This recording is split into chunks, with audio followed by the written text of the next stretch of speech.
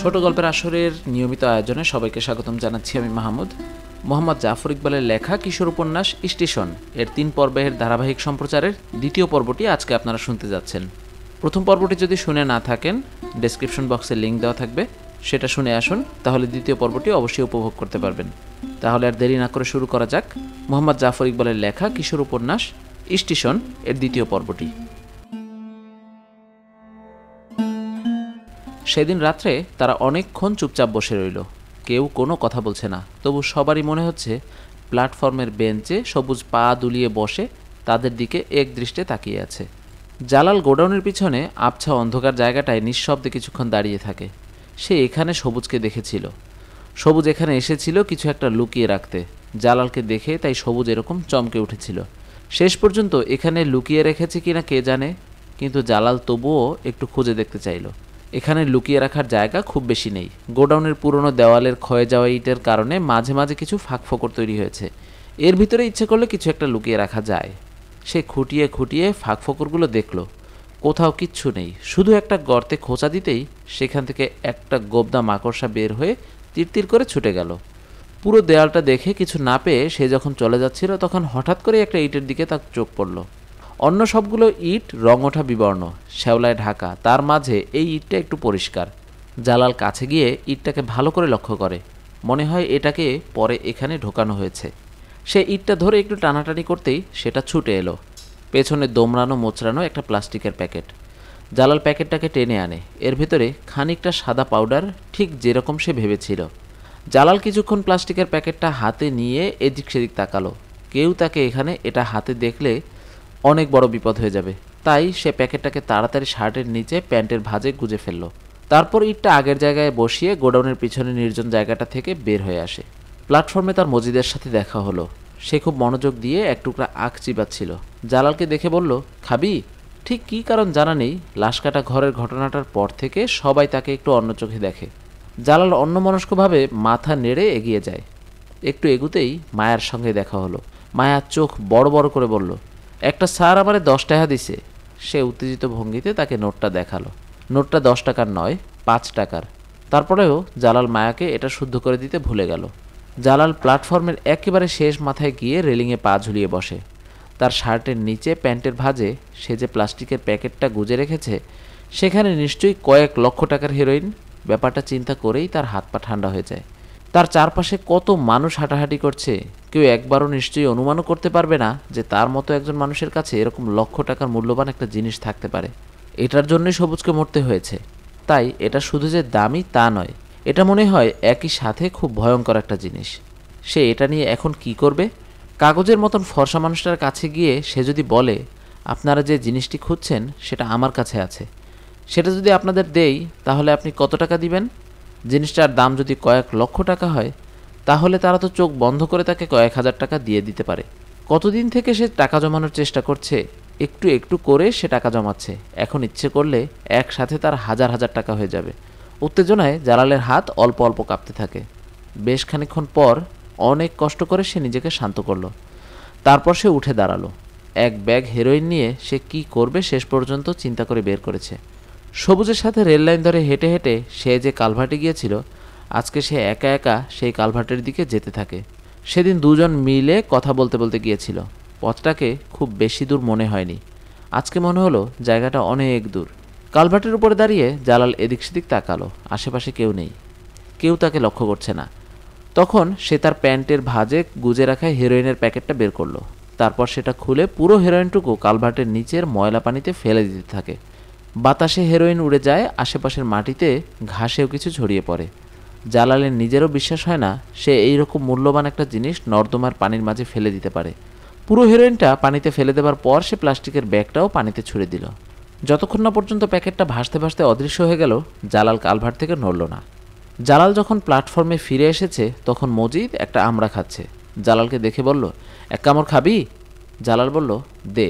মজিদ আমড়াটা এগিয়ে দেয়। জালাল এক কামড় খেয়ে মজিদকে ফিরিয়ে দিতে গিয়ে হঠাৎ একটু হেসে ফেলল।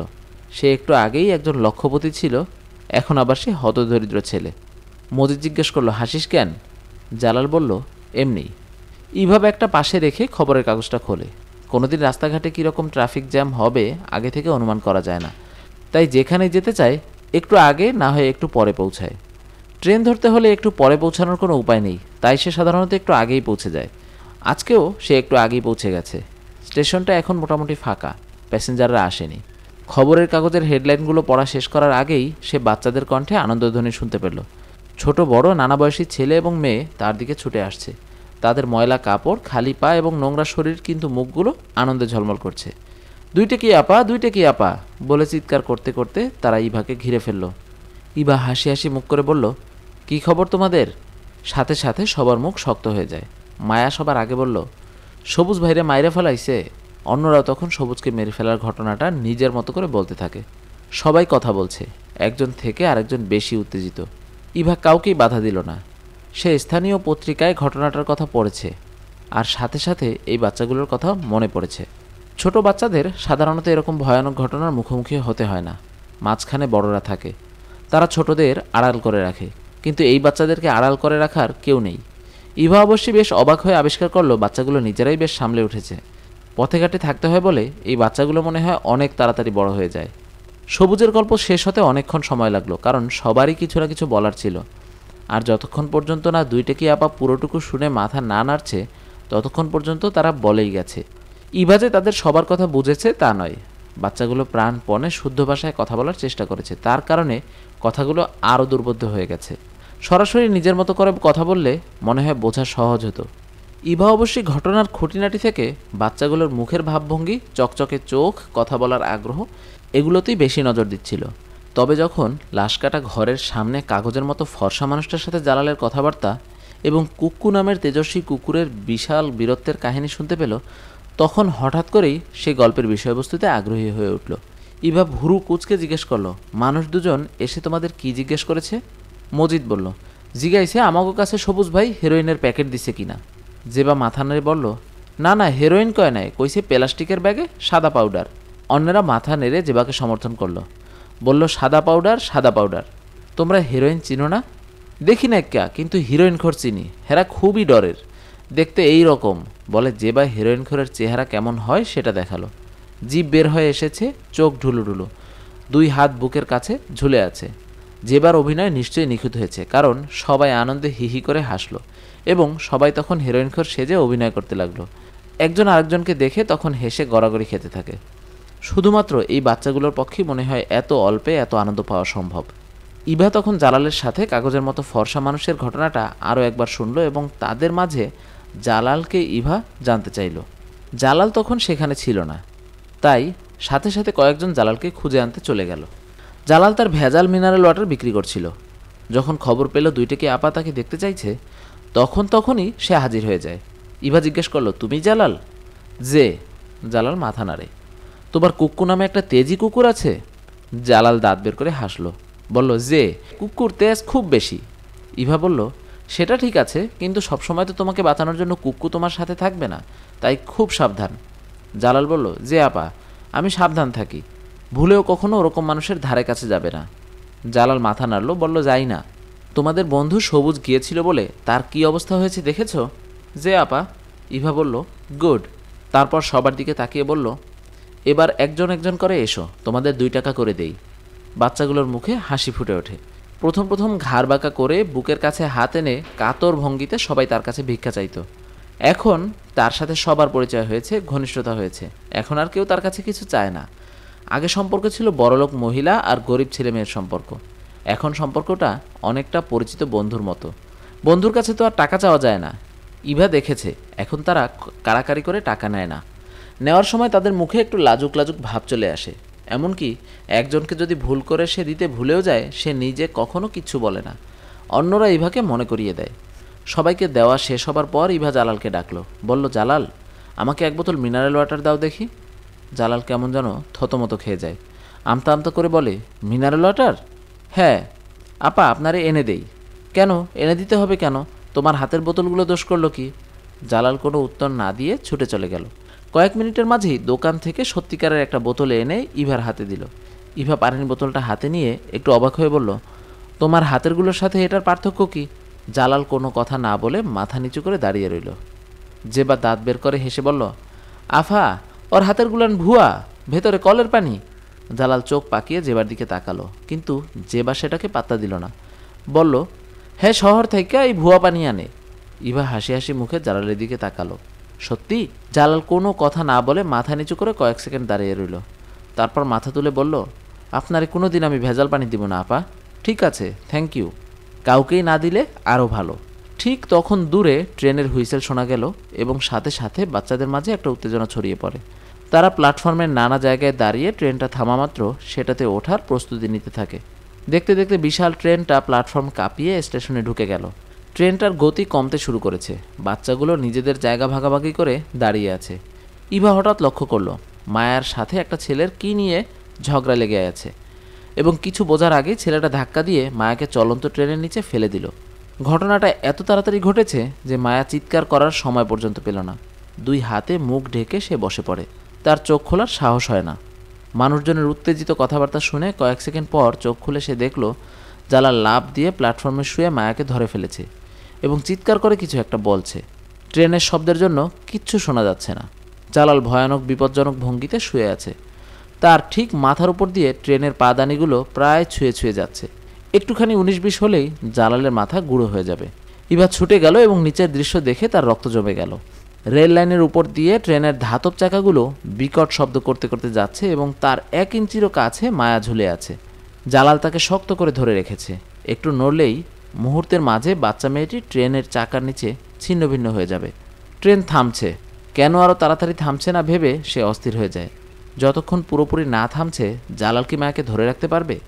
শেষ পর্যন্ত ট্রেনটি থামল এবং ইভার কাছে মনে হলো তার মাঝে বুঝি অনন্তকাল পার হয়ে গেছে।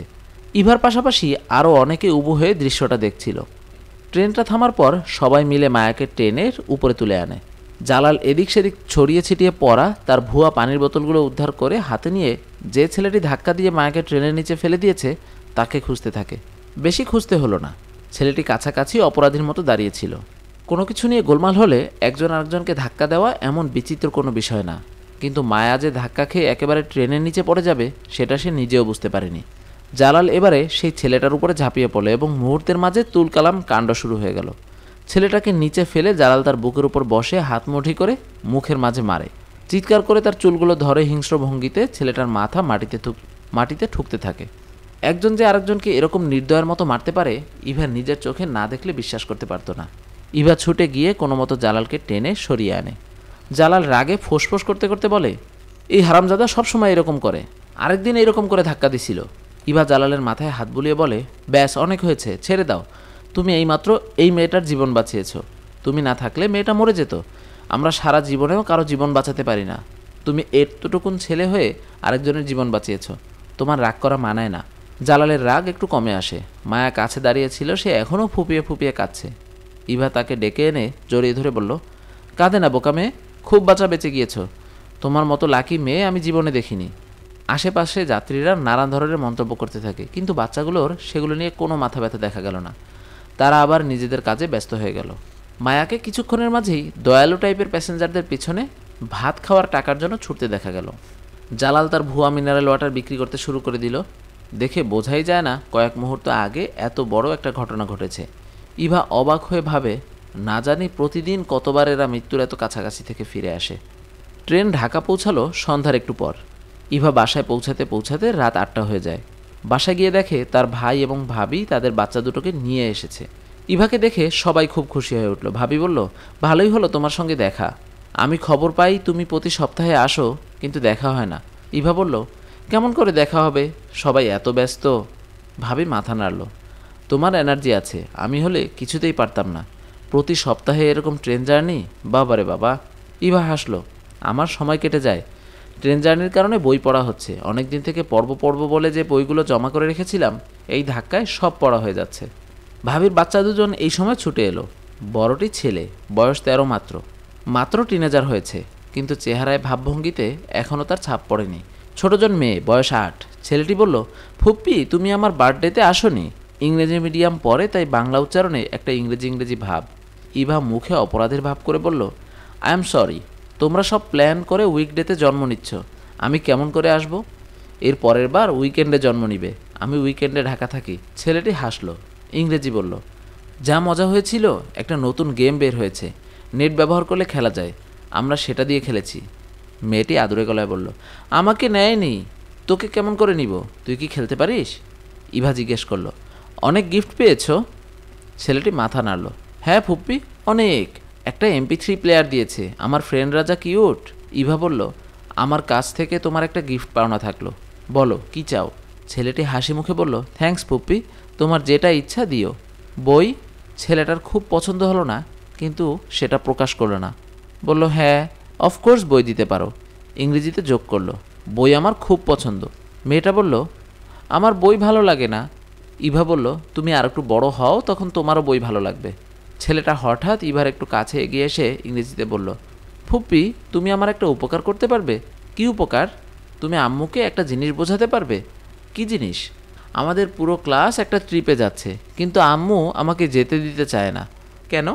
আম্মু বলে আমি নাকি নিজে নিজে ম্যানেজ করতে পারবো না, সিক হয়ে যাব, হেন তেন। সবাই যাচ্ছে, কি মজা হবে, আর আমি যেতে পারবো না। ইভা বলল, ঠিক আছে, ভাবিকে বলবো। ঠিক তখন ভাবি এক কাপ চা খেতে খেতে এদিকে আসছিল। ইভা বলল, ভাবি তুমি না সাদকে তার ক্লাসের বন্ধুদের সাথে ট্রিপে যেতে দিচ্ছ না?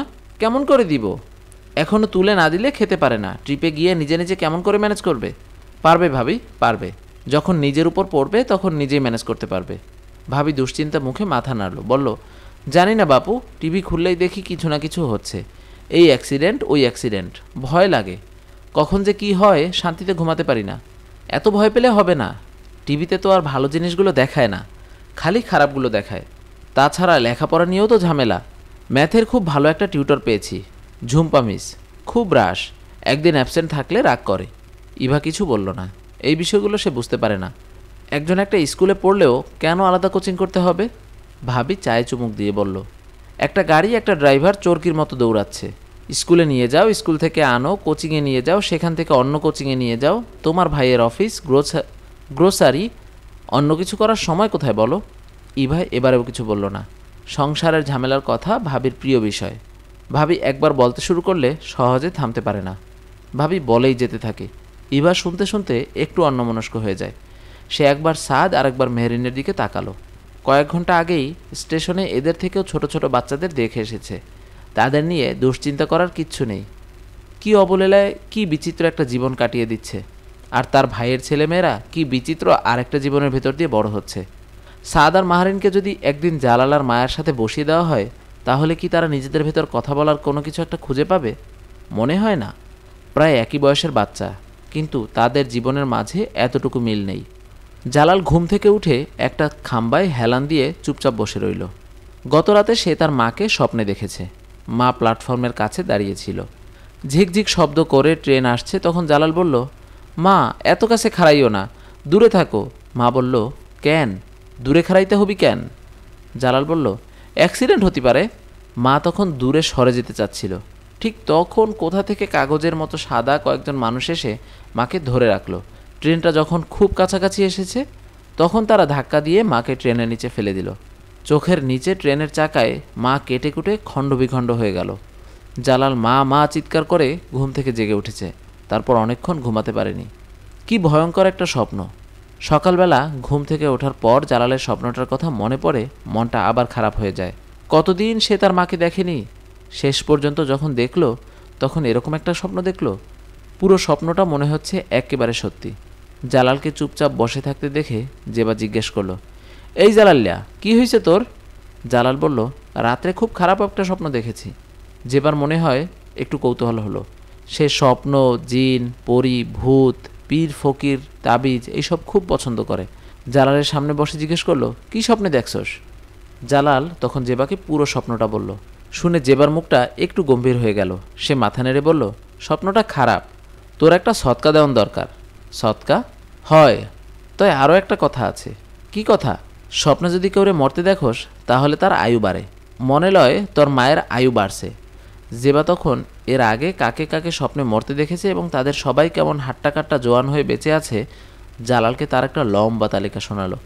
শুনে জালালের মনটা একটু শান্ত হয়। জেবা অবশ্যই তার পরও গম্ভীর মুখে বলল, স্বপ্নের কথা কাউরে কয়া ফেললে সেইটা আর সত্যি হয় না, ঘুম থেকে উঠেই বলতে হয়। জালাল বলল, তাই তো বলছি। জেবা বলল, হেইডা ভালা কাম করছস। তয় তয় কি? মনে লয় মাজারে কয়টা টেহা দিয়ায়। জালাল মাথা নাড়ল, বলল, দিমু, আজকেই দিমু। জালাল বিকেলবেলা শহরে গিয়ে মাজারের বিশাল বাক্সের ভেতর 10 টাকার একটা নোট ফেলে দিল। সেখানে উরস না কি যেন হচ্ছে, তাই সবাইকে খাওয়াচ্ছে। জালাল অন্যদের সাথে কলাপাতা পেতে বসে পড়ল। ভাত, ডাল আর গরুর মাংস। তবে তার পাতে মাংস পড়ল না, শুধু ঝোল আর এক টুকরো আলু। এত মানুষ খাচ্ছে যেখানে, সত্যি সত্যি সে গোশতের টুকরা পাবে সেটা অবশ্যই সে আশাও করেনি। জালাল ভেবেছিল মাজারে 10 টাকার নোটটা দিয়ে আসার পর তার মায়ের বিপদ কেটে যাবে, কিন্তু পরের রাতেও সে তার মাকে স্বপ্নে দেখল। মা ধবধবে সাদা চুল আর একটা ময়লা শাড়ি পরে বিলাপ করছে। ভোরবেলা জেবা স্বপ্নের কথা শুনে গম্ভীর হয়ে গেল, বলল, এই স্বপ্নের নিশানা ভালো না। জালাল বলল, কি নিশানা? মনে হয় তোর মায়ের বিপদ হইছে। বিপদ? কি বিপদ? জালাল তার মায়ের কি বিপদ হতে পারে বুঝে পেল না। তার বাবা মারা যাবার পর চাচাদের সংসারে মা লাথিঝাঁটা খেয়ে কোনো মতে টিকে আছে। ছোট বোনটা খেতে না পেয়ে শুকিয়ে কাঠি হয়ে গেল। কি কারণ কে জানে। বড় চাচার পুরো রাগটা ছিল জালালের উপর। কিছু হলেই জালালকে ধরে গরুর মতো পেটাতো। সেই জন্য জালাল শেষ পর্যন্ত বাড়ি থেকে পালিয়ে এসেছে। ভেবেছিল পালানোর আগে বড় চাচার বাড়িতে আগুন লাগিয়ে দেবে, কিন্তু মায়ের কথা ভেবে শেষ পর্যন্ত আর লাগায়নি। এই মায়ের নতুন করে আর কি বিপদ হতে পারে? জেবা গম্ভীর হয়ে বলল, সৎকা দে। সৎকা? একটা মুরগি। একটা মুরগি কিনতে যত টাকা বের হয়ে যাবে তার থেকে কম টাকা খরচ করে সে বাড়ি থেকে ঘুরে আসতে পারে। বাড়ি থেকে পালানোর পর সে আর একবারও বাড়ি যায়নি। একবার গিয়ে খোঁজখবর নিয়ে আসার সময় হয়েছে। যদি দেখা যায় আসলেই মায়ের বিপদ, তাহলে তখন না হয় সৎকা দেওয়া যাবে। জালাল একটা নিঃশ্বাস ফেলে বলল, বাড়ি থেকে ঘুরে আসি। যেবার মুখে দুশ্চিন্তার একটা ছাপ পড়ল। ঘুরে আসবি নাকি আর আসবি না? আসমু। যেবা জানে তাদের জীবনের কোনো নিয়ম শৃঙ্খলা নেই। জালাল একবার বাড়ি গেলে হয়তো আর কোনো দিন ফিরে আসবে না। স্টেশনে তারা যারা থাকে, ঝগড়াঝাটি আর মারামারি যাই করুক, সবাই মিলে তাদের একটা পরিবার। একজন চলে গেলে পরিবারের একজন কমে যায়। জালালের মাথা থেকে বাড়ি যাওয়ার ভূতটা সরানোর জন্য বলল, কোর্টের সামনে তাবিজ বিক্রি হয়, বাড়ি যাওয়ানোর কি দরকার? ভালো দেখে একটা তাবিজ কিন। গরম তাবিজ আছে, আসল সোলেমানি তাবিজ। জালাল মাথা নেড়ে বলল, মায়ের যদি বিপদ হয় তাহলে আমার তাবিজ পইরা কী লাভ? যুক্তিটা ফেলে দেবার মতো না। তাই জেবা আর কোনো কথা বলল না। দুপুরবেলা জালাল আবার জেবার কাছে এলো। জেবা, তুই একটা কাম করতে পারবি? কি কাম? জালাল একটু লাজুক মুখে বলল, মায়ের জন্য একটা শাড়ি কিনে দিতে পারবি? জেবা চোখ কপালে তুলে বলল, তুন শাড়ি? হয়। জেবা তখনও বিশ্বাস করতে পারে না যে জালাল তার মায়ের জন্য নতুন একটা শাড়ি কিনতে পারে। অবাক হয়ে বলল, তোর কাছে টেহা আছে? অনেক দিন থেকে জালাল টাকা জমিয়েছে। তার ইচ্ছে সে একটা পান সিগারেট না হলে চায়ের দোকান দিবে। বেশ কিছু টাকা জমা হয়েছে, সেখান থেকে সে ইচ্ছে করলে মায়ের জন্য শাড়ি কিনতে পারে। জালাল মাথা নেড়ে বলল, হয়ে যাবি মনে হয়। জেবা তখন আপত্তি করল, তুন শাড়ির কি দরকার? অনেক ভালা পুরান শাড়ি পাওয়া যায়। জালাল মাথা নাড়ল, না, নতুন শাড়ি কিনবো। কাজেই বিকেলবেলা জেবাকে নিয়ে জালাল শাড়ি কিনতে বের হলো। জেবার সাথে মায়া চিনেজোকের মতো লেগেই থাকে, তাই তাকেও সাথে নিতে হলো। বড় বাজারের শাড়ির দোকানে মানুষেরা তাদেরকে দূর দূর করে তাড়িয়ে দিল। তারা নতুন শাড়ি কিনতে পারে সেটা তারা বিশ্বাসই করল না। জালাল তার প্যান্টের সেলাই থেকে কিছু টাকা বের করে হাতে শক্ত করে ধরে রেখেছিল। সেই নোটগুলো দেখানোর পরেও দোকানদার তাদের বিশ্বাস করল না। জেবা একটা ঝগড়া শুরু করে দিতে যাচ্ছিল। জালাল শুধু শুধু সময় নষ্ট করল না। জেবাকে নিয়ে টিএনটি বস্তির কাছে গরিব মানুষদের জামাকাপড়ের দোকানে হাজির হলো। বুড়ো দোকানি তাদেরকে শাড়ি নামিয়ে দেখালো। জেবা শাড়ির কাপড় পরীক্ষা করে দেখল, শরীরের সাথে লাগিয়ে দেখল, তারপর নীল জমিনের উপর কমলা রঙের বড় বড় ফুলওয়ালা একটা শাড়ি পছন্দ করে দিল। দোকানের নতুন নতুন কাপড় দেখে জালাল তার ছোট বোনটার জন্য একটা ফ্রক কিনল। চলে আসার সময় তার কি মনে হলো কে জানে, নিজের জন্য একটা জিন্সের প্যান্ট আর শার্ট কিনে ফেলল। এই বিলাসিতার জন্য তার পান সিগারেট কিংবা চায়ের দোকান হয়তো আরও 6 মাস পিছিয়ে গেছে, কিন্তু কি আর করা। ফিরে আসার সময় মায়া বলল, ভাই। জালাল উত্তর দিল, কি? তোমার এত টেহা, আমাকে বিরিয়ানি খাওয়াবা? মুখ খিচিয়ে ধমক দিতে গিয়ে জালাল থেমে গেল। কয়েকদিন আগে মায়া সবুজের কাছে বিরিয়ানি খেতে চেয়েছিল। সেই সবুজ এখন 10 হাত মাটির নিচে। জালাল মনে মনে হিসাব করে দেখল যে তার কাছে যত টাকা আছে, ইচ্ছে করলে সে একটা বিরিয়ানির প্যাকেট কিনতে পারে, 3 জনে মিলে সেটা খেতেও পারে। তারপরেও তার মনটা একটু খুঁতখুত করতে থাকে। এতগুলো টাকা বিরিয়ানির প্যাকেট কিনে নষ্ট করবে? জেবা বলল, বড় বাজারের মোড়ে বিরিয়ানির দোকান আছে, এই এতগুলা কইরা দেয়। জেবা বিরিয়ানির যে পরিমাণটা দেখালো সেটা সত্যি হবার সম্ভাবনা কম। তারপরও জালাল শেষ পর্যন্ত রাজি হলো। তখন 3 জন মিলে হেঁটে হেঁটে বড় বাজার বিরিয়ানির দোকানটিতে হাজির হলো। বাইরে বিশাল একটা ডেকচিতে বিরিয়ানি রান্না করা আছে। কেউ ইচ্ছা করলে প্যাকেটে করে কিনতে পারে, কিংবা ভিতরে বসেও খেতে পারে। তাদেরকে ভিতরে ঢুকতে দিবে না জেনেও তিনজন একবার ভিতরে ঢোকার চেষ্টা করলো। ডেকচির সামনে বসে থাকা কালো মোটা মানুষটা খেকিয়ে উঠল, কই যাস? জেবা মুখ শক্ত করে বলল, বিরিয়ানি খামো। মানুষটা মুখ শক্ত করে বলল, বিরিয়ানি খামো, যা ভাগ। জালাল বলল, টেহা দিয়ে বিরিয়ানি খামো, আপনাকেও সমস্যা কি? জালালের কথায় মানুষটা মনে হয় খুব মজা পেয়ে বলল, বেশি টাকা হয়েছে, ভাগ এইখান থেকে। তাদেরকে ভিতরে ঢুকতে দেবে সেটা অবশ্যই তারা আশাও করেনি, তাই আর তর্ক বিতর্কের মাঝে গেল না। জালাল তার মুঠি থেকে একটা নোট বের করে কালো মোটা মানুষটার দিকে এগিয়ে দিয়ে বলল, 1 প্যাকেট বিরিয়ানি। মানুষটা নোটটা নিয়ে পরীক্ষা করে দেখল, তারপর একটা প্যাকেট নিয়ে সেটাতে বিরিয়ানি ভরে দেয়। জেবা বলল, কম দিছেন, আরও দেন। মানুষটা চোখ পাকিয়ে জেবার দিকে তাকালো, তারপর সত্যি সত্যি প্যাকেটটাতে আরেকটু বিরিয়ানি ঠেসে দিল। মায়া বলল, গোশত বেশি করে দিয়েন। মানুষটা মায়ের দিকে ঘুরে তাকালো। মায়ের সাইজ দেখে তার মুখে আজব একটা ধরনের হাসি ফুটে ওঠে, কিন্তু সত্যি সত্যি ডেকচির ভেতরে তাকিয়ে আরও টুকরা গোশত এনে বিরিয়ানির প্যাকেটে ঢুকিয়ে দিল। মানুষটি তারপর প্যাকেটটা বন্ধ করে জালালের দিকে এগিয়ে দেয়। জালাল প্যাকেটটা হাতে নেয়, গরম গরম বিরিয়ানি। প্যাকেটটা খুলতেই ভেতর থেকে অদ্ভুত একটা ঘ্রাণ বের হয়ে আসে। তাদের তিনজনের জিভেই পানি এসে যায়। কোথায় বসে খাবে সেটা নিয়ে চিন্তা করে তারা সময় নষ্ট করল না, তখনই রাস্তার পাশে বসে পড়ে। প্যাকেটটা মাঝখানে রেখে তারা সেটাকে ঘিরে বসে পড়ল। এরকমভাবে খেতে হলে সব সময় কারাকারি করে কে কার আগে কত বেশি খেতে পারে সেটা নিয়ে একটা প্রতিযোগিতা হয়। আজকে সেরকম কিছুই হলো না। তারা কারাকারি করলো না, একটু একটু করে খেলো। সিদ্ধ ডিমটা যেবা সমান 3 ভাগ করে দিল, সেটা তারা আলাদা করে খেলো।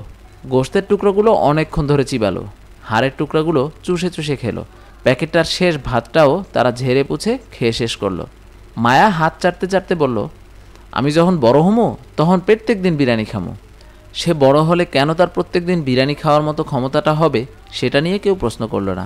তিনজন উঠে দাঁড়ালো। জেবা বিরিয়ানির ডেক্সির পাশে বসে থাকা কালো মোটা মানুষটাকে বলল, পানি খামো। জালাল হাত চাটতে চাটতে বলল, হাত ধুমো। মানুষটা কয়েক সেকেন্ড তাদের দিকে তাকিয়ে থেকে বলল, ভেতরে যা, হাত ধুয়ে পানি খায়া বিদায় হ। তিনজন ভেতরে ঢুকলো। বেসিনে রগড়ে রগড়ে সাবান দিয়ে হাত ধুলো, ট্যাপ থেকে পানি খেলো, তারপর বের হয়ে এলো। আসার সময় জালাল সাবানের টুকরোটা পকেটে করে নিয়ে এলো। বিরিয়ানির দোকান থেকে নিয়ে আসা সাবানটা দিয়ে জালাল পরের দিন স্টেশনের পাশের ডোবাটাতে গোসল করলো। তারপর তার নতুন কাপড় পরল, জিন্সের প্যান্ট আর শার্ট পরে সে যখন স্টেশনে ফিরে এলো তখন তাকে দেখে চেনা যায় না। স্টেশনের সবাই তাকে ঘিরে খানিকটা বিস্ময় আর অনেকখানি ঈর্ষা নিয়ে তাকিয়ে থাকে।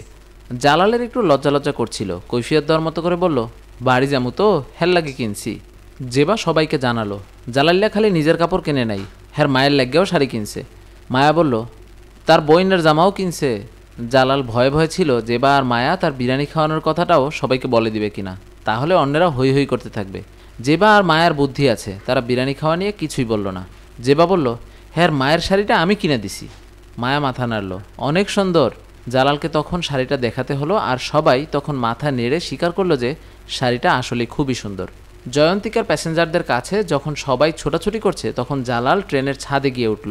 হাতে একটা পলিথিনের ব্যাগ, ব্যাগের ভেতর তার মায়ের শাড়ি আর বোনের ফ্রক। এই এক ট্রেনে সে বাড়ি যেতে পারবে না, 2 বার ট্রেন বদলাতে হবে। শেষ অংশ যেতে হবে বাস কিংবা টেম্পুতে। ট্রেনের অংশটুকু ফ্রি, বাস টেম্পুতে কিছু পয়সা খরচ হবে। ঠিক যখন হুইসেল দিয়ে ট্রেনটা ছেড়ে দিচ্ছে তখন হাচর পাচর করে মজিদ আর শাহজাহানও ট্রেনের ছাদে উঠে পড়ল। জালাল অবাক হয়ে বলল, তোরা কই যাস? তোরা একটু আগায় দেই, ফিরতে দেরি হবে কিন্তু, লোকাল ট্রেনে ফিরতে হবি। শাহজাহান বলল, সমস্যা নাই, দরকার হলে কাল ফিরুম। কথাটা সত্যি, তারা এই স্টেশনে থাকে এর অর্থ এই নয় যে প্রতি রাতেই তাদের এখানে থাকতে হবে। যখন যেখানে খুশি তারা রাত কাটাতে পারে। জালাল খুশি হলো। একা একা ট্রেনে যাওয়া থেকে কয়েকজন মিলে যাওয়া অনেক নিরাপদ। ট্রেনের ছাদে বসে যারা যাতায়াত করে তার মাঝে অনেক রকম মানুষ থাকে। কয়েকদিন আগেই একজন আরেকজনের সব কিছু কেড়ে নিয়ে ধাক্কা দিয়ে ছাদ থেকে ফেলে দিয়েছিল। ট্রেনটা ছেড়ে দেবার পর প্রথম একটু হেলতে দুলতে যেতে থাকে, তারপর ধীরে ধীরে তার গতি বাড়তে থাকে। শহরের ভেতর দোকানপাট, বাড়িঘর, ঘিঞ্জি রাস্তা পার হয়ে দেখতে দেখতে ট্রেনটা গ্রামের ভেতর চলে আসে। 2 পাশে ধানক্ষেত, বাঁশঝাড়, ছোট ছোট নদী। দেখে জালাল একটা দীর্ঘশ্বাস ফেলে। বাড়ি থেকে পালিয়ে স্টেশনে থাকতে শুরু করার আগে সেও এরকম একটা গ্রামে থাকতো। যতবার এরকম একটা গ্রাম চোখে পড়ে জালালের মন কেমন কেমন করে। শাহজাহান ট্রেনের ছাদে চিত হয়ে শুয়ে পড়ল। মজিদ পকেট থেকে একটা আমড়া বের করে কামড়ে কামড়ে খেতে শুরু করে। জালাল জিজ্ঞেস করল, মজিদ, তোর বাড়িতে কে কে আছে? মজিদের মনে হয় উত্তর দেবার ইচ্ছা নেই। বলল, জানি না। জানিস না? এই তো বাপ, মা, ভাই, বোন। তয় তুই বাড়ি যাস না কেন? আমার বাপ হইছে আজরাইল, মারতে মারতে শেষ করে দেয়। ও, জালাল একটা দীর্ঘশ্বাস ফেলল। তার বেলায় ঘটনাটা ঠিক উল্টো। যতদিন বাবা বেঁচে ছিল কোনো ঝামেলাই ছিল না, তাকে কত আদর করত। বাবা মরে যাবার পর চাচাদের অত্যাচারে আর বাড়ি থাকতে পারল না। শাহজাহান ট্রেনের ছাদে শুয়ে শুয়ে আকাশের মেঘের দিকে তাকিয়ে থাকতে থাকতে বলল, মেঘগুলোরে মনে হয় জ্যান্ত, মনে হয় এইগুলা হাঁটে, লড়াচড়া করে। জালাল আর মজিদও আকাশের দিকে তাকালো। আকাশে তুলোর মতন মেঘ। কয়দিন আগেও কি সাংঘাতিক বর্ষা ছিল, এখন বর্ষা শেষ হয়েছে, সামনে শীত। বর্ষাকালে তাদের কষ্ট, শীতেও তাদের কষ্ট, মাঝখানের এই সময়টাতেই তাদের একটু আরাম। শাহজাহানের দেখা দেখি জালাল আর মজিদও ট্রেনের ছাদে শুয়ে শুয়ে আকাশের মেঘ দেখতে লাগলো। শাহজাহান ঠিকই বলেছে, একটা মেঘকে মনে হচ্ছে ঘোড়ার মতো, সেটা দেখতে দেখতে প্রজাপতির মতো হয়ে গেল। একটু পরে সেই প্রজাপতিটাকে একটা মুরগির রানের মতো দেখাতে থাকে। মনে হচ্ছে একটা বিরিয়ানির প্যাকেট থেকে এই মুরগির রানটা বের হয়ে এসেছে। শাহজাহান আর মজিদ 2 স্টেশন পর ট্রেন থেকে নেমে একটা লোকাল ট্রেনের ছাদে রওনা দিয়ে দিল। মজিদ রাত্রে টিএনটি বস্তিতে থাকে, কাজেই সে ফিরে যেতে চাইছিল। সব কিছু ঠিকঠাক থাকলে জালাল সন্ধ্যার মাঝে বাড়ি পৌঁছে যেত, কিন্তু সে বাড়ি পৌঁছালো পরের দিন সকালে। মাঝখানে ট্রেনটা এক জায়গায় 3 ঘন্টা আটকে থাকলো। একটা মালগাড়ি উল্টে সব কিছু বন্ধ হয়েছিল। 3 ঘন্টা দেরি হবার কারণে পুরো সময়টা ওলটপালট হয়ে তার সব কিছু দেরি হয়ে গেল। মাঝরাতে ট্রেন থেকে নেমে তাকে স্টেশনে রাত কাটাতে হলো। সেটা এমনিতে তার জন্য কোনো সমস্যা না, কিন্তু মাত্র নতুন শার্ট প্যান্ট কিনে এনেছে। প্ল্যাটফর্মে শুয়ে সেগুলো ময়লা করতে চাচ্ছিল না, তাই একটা বেঞ্চে হেলান দিয়ে আধো ঘুম আধো জাগা অবস্থায় রাতটা কাটিয়ে দিল। জালাল সকালে প্রথম বাসটাতে উঠে বসে। 2 ঘন্টার মাঝে বাড়ি পৌঁছে যায়। বাস থেকে নেমে ক্ষেতের আল ধরে মাইলখানেক হাঁটার পর সে তার বাড়ি পৌঁছালো। 1 বছরের বেশি হলো সে তার মাকে দেখে না। মা কেমন আছে কে জানে, ছোট বোনটা কি তাকে চিনবে? যখন সে বাড়ি থেকে পালিয়ে গেছে তখন বোনটা খুব দুর্বল হয়েছিল। খেতে না পারলে দুর্বল তো হবেই। বাড়ির কাছাকাছি এসে জালালের একটু ভয় করে। বাইরে বাংলা ঘর, পার হয়ে ঢোকার পর সেখানে উঠোন, চারপাশে তাদের চাচাদের ঘর। উঠানের মাঝখানে আসার পর তার একজন চাচাতো ভাই প্রথম তাকে দেখতে পেল। গলা উঁচিয়ে বলল, আরে এটা জালাল না? জালাল মাথা নাড়ল। চাচাতো ভাই জালাল থেকে অনেক বড়। কাছে এসে বলল, তুই কোন দুনিয়া থেকে হাজির হলি? জালাল কি বলবে বুঝতে পারল না। কিছুক্ষণ চুপ করে দাঁড়িয়ে রইল। তখন বাড়ির ভেতর থেকে তার কয়েকজন চাচি চাচাতো ভাই বোন বের হয়ে এসে তাকে ঘিরে দাঁড়ালো। জালাল তাদের ভেতর তার মাকে খুঁজল, পেল না। তখন জিজ্ঞেস করলো, মা কই? সবাই কেমন যেন থতমত খেয়ে গেল।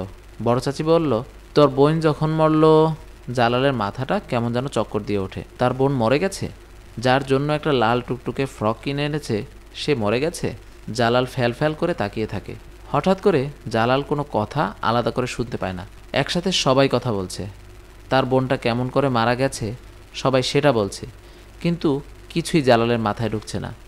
একজন মানুষ মরে গেলে সে কিভাবে মারা গেল সেটা জানলে কি আর না জানলেই কি, কিন্তু তার মায়ের কি হলো? জালাল তখন আবার চারদিকে সবার মুখের দিকে তাকালো। তারপর জিজ্ঞেস করলো, আর মা কই?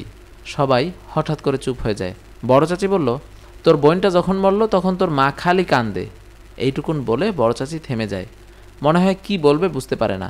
মেজো চাচি বলল, তুইও নাই, তোর মা একলা একলা থাকে, কান্নাকাটি করে। বড় চাচি বলল, মুরব্বীরা কইল একলা থাকা ঠিক না। মেজো চাচি বলল, তখন বাক্যটা শেষ করতে পারল না। মেজো চাচি থেমে গেল। তখন ছোট একটা বাচ্চা আনন্দে হিহি করে হেসে বলল, তখন বিয়া দিয়ে দিছে। জালাল কথাটা শুনে বিশ্বাস করতে পারল না। বিয়া? একবার বিষয়টা বলে দেওয়ার পর কথা বলা সহজ হয়ে গেল। বড় চাচি বলল, জামাইয়ের অবস্থা ভালা, বয়স একটু বেশি, তোর মাও তো আর কম বয়সী সেমরি না। মেজো চাচি বলল, আগের বউয়ের বয়স হইছে, দেহনের একটা মানুষও তো লাগে। জালাল শুকনো গলায় বলল, বিয়া? মায়ের বিয়া দিছো? আমার মায়ের? ঠিক কি কারণ কে জানে। ছোট্ট একটা বাচ্চা হিহি করে হেসে উঠল। আর জালাল তখন দুই হাত দিয়ে মুখ ঢেকে হাউমাউ করে কাঁদতে শুরু করলো। কাঁদতে কাঁদতে সে তখন উঠোন থেকে ছুটে বের হয়ে বাংলা ঘরের পাশ দিয়ে ছুটতে ছুটতে সে একেবারে সড়কের পাশে চলে গেল। তারপর সেই সড়কের এক পাশে বসে হাউমাউ করে কাঁদতে লাগলো। বোনটা মারা গেছে সেই জন্য কাঁদছে, না মাকে বিয়ে দিয়েছে সেই জন্য কাঁদছে, সে নিজেও জানে না। তার পিছু হাঁটতে হাঁটতে এবং দৌড়াতে দৌড়াতে বেশ কিছু বাচ্চা এসে হাজির হয়েছে। তাদের জন্য জালালের ফিরে আসাটা অনেক বড় ঘটনা। তারা জালালের থেকে একটু দূরে বসে খুব মনোযোগ দিয়ে তাকে লক্ষ্য করতে থাকে। বেশ খানিকক্ষণ পর জালাল চোখ মুছে একটু শান্ত হলো। তখন মুখ তুলে সে বসে থাকা বাচ্চাগুলোর দিকে তাকালো। তার একজন চাচাতো বোন বলল, কান্দিস না, কান্দা কি লাভ? আমার বোনরে কই কবর দিছে? পুষ্কুনি পারে। বাবার কবরের লগে? আর মায়ের বিয়া? কচুখালি। জালাল মাথা নাড়ল। কচুখালী কাছাকাছি একটা গ্রাম। কচুখালী গ্রামের মানুষ একটু বোকা ধরনের হয় বলে সবাই জানে। বিয়ার সময় মা কি কাঁদছিল? চাচাতো বোন মাথা নাড়ল, বলল হ, অনেক কাঁদছিল। বিয়া করবার চায় নাই, জোর করে বিয়া দিছে। কেন বিয়া দিল? বিয়া দেওয়ানোর কি দরকার হয়েছিল? জালালের কথার কেউ উত্তর দিল না। দুপুরবেলা জালাল হেঁটে হেঁটে পাশের কচুখালী গ্রামে হাজির হলো। তার মায়ের যার সাথে বিয়ে হয়েছে তার নাম আসাদ্দর আলী। আসাদ্দর আলী এমন কিছু গণ্যমান্য মানুষ না। কচুখালী গ্রামের মতো ছোট একটা গ্রামেও মানুষজন তাকে ভালো চিনে না। শেষ পর্যন্ত গ্রামের এক কোনায় একটা ডোবার সামনে জালাল আসাদ্দর আলীর বাড়িটা খুঁজে পেল। তার বড় চাচি বলেছিল অবস্থা ভালো, কিন্তু দেখে সেটা মনে হলো না। বাড়ির সামনে দুইটা হাড় জিরজিরে গরু বেঁধে রাখা আছে। কয়েকটা বাচ্চা কাদামাটিতে গড়াগড়ি দিয়ে খেলছে। জালাল কিছুক্ষণ বাড়ির সামনে দাঁড়িয়ে থাকে। ঠিক কিভাবে এই বাড়ি থেকে তার মাকে খুঁজে বের করবে বুঝতে পারছিল না। ঠিক তখন ভেতর থেকে একজন বুড়ো মানুষ হুকো খেতে খেতে বের হয়ে এলো। জালালকে দেখে ভ্রু কুচকে জিজ্ঞেস করলো, কারে চাও? আমার মায়েরে। তোমার মা কেডা? জালাল ঠিক বুঝতে পারল না সে কিভাবে মায়ের পরিচয় দেবে। এই বাড়িতে আসাদ্দর আলীর সাথে বিয়ে হয়েছে বলতে তার কেমন জানে লজ্জা লাগলো। এই বুড়ো মানুষটাই আসাদ্দর আলী কিনা কে জানে। আমতা আমতা করে বলল, আমার মা হ্যার নাম। জালাল হঠাৎ করে আবিষ্কার করলো সে তার মায়ের নাম জানে না। তখন বাধ্য হয়ে তাকে বলতেই হলো এই বাড়ির বিয়ে হয়েছে। তখন হঠাৎ করে মানুষটা জালালের মাকে চিনতে পারল। সে মাথা নাড়তে নাড়তে বাড়ির ভিতর ঢুকে গেল এবং একটু পরেই জালাল দেখল তার মা সবুজ রঙের একটা শাড়ি পরে বের হয়ে এসেছে। শুকনো মুখ, চোখে মুখে এক ধরনের ক্লান্তির ছাপ। জালালকে দেখে মা কেমন যেন চমকে উঠল। কাছে এসে অবাক হয়ে বলল, জালাল তুই? জালাল মাথা নাড়ল। তার খুব ইচ্ছা করছিল মাকে জাপটে ধরে, কিন্তু সে পারল না। মাথা নিচু করেই দাঁড়িয়ে রইল। মা কাছে এসে তার হাত ধরে বলল, বাবা তুই বাইসে আসোস? আমারে যে সবাই কইল তুই মইরা গেছস। জালাল মাথা নাড়ল, বলল না মরি নাই। মা জালালের গায়ে মাথায় হাত বুলিয়ে দিল। তারপর হঠাৎ শাড়ির আঁচলে মুখ ঢেকে ফুপিয়ে কেঁদে উঠল। জালালও তখন তার মাকে ধরে হাউমাউ করে কাঁদতে শুরু করলো। মা কাঁদতে কাঁদতে তার বোনের কথা বলতে লাগলো। কেমন করে না খেতে পেয়ে শুকিয়ে কাঠির মতো হয়ে গিয়েছিল। তখন বড় বড় চোখে শুতে তাকিয়ে থাকতো। মারা গিয়ে সে শান্তি পেয়েছে। কাঁদতে কাঁদতে ঘুরে ফিরে সেই কথাটাই বারবার করে বলল। একটু পর কান্না থামিয়ে মা জালালকে জিজ্ঞেস করলো, তুই কই থাকোস, কি করস? তোর চিন্তায় বাবা আমার মনে কোনো শান্তি নাই। তুমি আমার লাগি চিন্তা করো না মা, আমি ভালো আছি। কই থাকোস? স্টেশনের প্ল্যাটফর্মে একটা কুকুরকে জড়িয়ে ঘুমায়। কথাটা বলতে জালালের লজ্জা করলো। তার কি হলো কে জানে? হঠাৎ করে বলে ফেলল, আমি একজনের বাড়িতে থাকি মা। কার বাড়ি? একটা মিথ্যা কথা বললে আরও অনেক মিথ্যা কথা বলতে হয়, তাই সে মিথ্যা বলতে শুরু করলো। স্কুলের মাস্টারনি, আমারে নিজের ছেলের মতো দেখে। সত্যি? আনন্দে মায়ের চোখ উজ্জ্বল হয়ে ওঠে। তোরে আদর করে? অনেক আদর করে। মাস্টারনির জামাই কি করে? ঢাকা শহরে চাকরি করে। বাড়িতে থাকে না? না, ছুটি হইলে আহে। খাওয়া দাওয়ার কষ্ট হয় না তো? কি বলো মা, কোনো কষ্ট নাই। কোনোদিন মাছের ছালুন, কোনোদিন মুরগির গোস্ত, খাওয়ার কোনো কষ্ট হয় না। মা জালালের মুখে হাত বুলিয়ে বলল, এত খাওয়া দাওয়া হলে স্বাস্থ্যটা আরও ভালো হয় না কেন? কয়দিন আগে জ্বর হয়েছিল, সেই জন্য মনে হয় শুকনা লাগে। মা বোকাশোকা মানুষ, কোনো সন্দেহ না করে জালালের কথাই বিশ্বাস করে ফেলল। জালাল তখন পলিথিনের ব্যাগ থেকে মায়ের শাড়িটা বের করে দিল। বলল, মা এটা আনছি তোমার লাগি। মা অবাক হয়ে বলল, আমার লাগি? হ মা, টেহা কই পাইলি? জালাল ইতস্তত করে কিছু একটা বলতে যাচ্ছিল, তখন মা নিজেই বলল, মাস্টারনি কিনা দিছে। জালাল জোরে জোরে মাথা নাড়ল, বলল হ। মা শাড়িটা খুলে দেখল। নীল জমিনের উপর কমলা রঙের ফুল ফুল শাড়িটা দেখে তার মুখে হাসি ফুটে উঠল। বলল, মাস্টারনির মনটা খুব ভালা। হ। তুই মাস্টারনিরে কি ডাকস? খালা। তোরে ছেলের মতো আদর করে, তুই মা ডাকস না কেন? শরম করে? শরমের কি আছে, মা ডাকবি। ঠিক আছে। মাস্টারনির আর ছেলে মেয়ে নাই? আছে, আরও দুইটা মেয়ে আছে। কি নাম? একটুও দেরি না করে জালাল বলল, বড়জনের নাম জেবা, ছোটজন মায়া। মা মাথা নাড়ল। তাগোর সাথে রাগারাগি মারামারি করস না তো? জালাল একটু হাসলো, বলল, মাঝে মধ্যে একটু করি, আবার মিলমিশ হয়ে যায়। তোরা স্কুলে পাঠায় না? পাঠাইবার চায়, সবসময় স্কুলে যাবার কথা বলে। তুই যাবার চাস না? জালাল মাথা নাড়ল, না। কেন? লেখাপড়া ভাল লাগে না। মা তখন লেখাপড়ার গুরুত্ব নিয়ে কিছু কথা বলল। তারপর বলল, স্কুলে যাবি? অবশ্যই স্কুলে যাবি। জালাল বলল, ঠিক আছে মা, যামো। মা তখন জালালের শার্ট প্যান্টটা খুঁটিয়ে খুঁটিয়ে দেখলো। তারপর বলল, এই জামা কাপড় তোর খালাই দিছে? হ। তো একজোড়া জুতা দিল না কেন? দিছে তো, আমার পরবার মন চায় না। জুতা পাও দেওয়া অভ্যাস করা দরকার, ভদ্রলোকেরা সবসময় জুতা পরে। জালাল মাথা নাড়ল। মা বলল, বড় লোক আর ছোট লোকের মধ্যে পার্থক্যই হইল জুতার মাঝে, বুঝছস? জালাল মাথা নেড়ে জানালো সে বুঝেছে। বিকালবেলা জালাল তার মায়ের কাছ থেকে বিদায় নিয়ে ফিরে এলো। জালাল তার বোনের জন্য কেনা লাল ফ্রকটাও তার মাকে দিয়ে দিল। আসাদ্দর আলীর অনেকগুলো ছেলে মেয়ে। কোনো একজনের গায়ে লেগেই যাবে। মা তার খালার জন্য 2টা পেঁপে দিয়ে দিল। জালাল নিতে চাচ্ছিল না, কিন্তু মা জোর করলো। জালাল তখন আর না করলো না। জালাল যেতে যেতে একবার পিছনে ফিরে তাকায়। ডোবার পাশে নারিকেল গাছটার নিচে মা দাঁড়িয়ে আছে। অনেক দূর থেকে স্পষ্ট দেখা যাচ্ছে টপ টপ করে মায়ের চোখ থেকে পানি পড়ছে। জালাল একটু নিঃশ্বাস ফেলল। তার মা কয়দিন বাঁচবে কে জানে, কিন্তু যে কয়দিনই বাঁচুক মনের মাঝে একটা শান্তি থাকবে। তার ছেলেটা খুব ভালো আছে। কোন একজন মহিলা নিজের ছেলের মতো আদর করে তাকে বড় করছে। এটা সত্যি না হলেই বা কী আছে, মা জানবে এটা সত্যি। জালাল ফিরে যাবার সময় পেঁপে 2টা নগদ 12 টাকায় বিক্রি করে ফেলল। প্রিয় দর্শক, আপনারা এতক্ষণ শুনছিলেন মোহাম্মদ জাফর ইকবালের লেখা একটি কিশোর উপন্যাস স্টেশন এর 2য় পর্ব। উপন্যাসটির 3য় পর্ব শুনতে চ্যানেলটি সাবস্ক্রাইব করে নোটিফিকেশন অন করে রাখুন। আরও বিভিন্ন লেখকের গল্প প্লেলিস্ট করে দেওয়া আছে, চাইলে সময় করে শুনে দেখতে পারেন। আশা করছি সেগুলোও ভালো লাগবে। তাহলে আজকের মতো এখানেই বিদায় নিচ্ছি। সবাই ভালো থাকবেন। টাটা।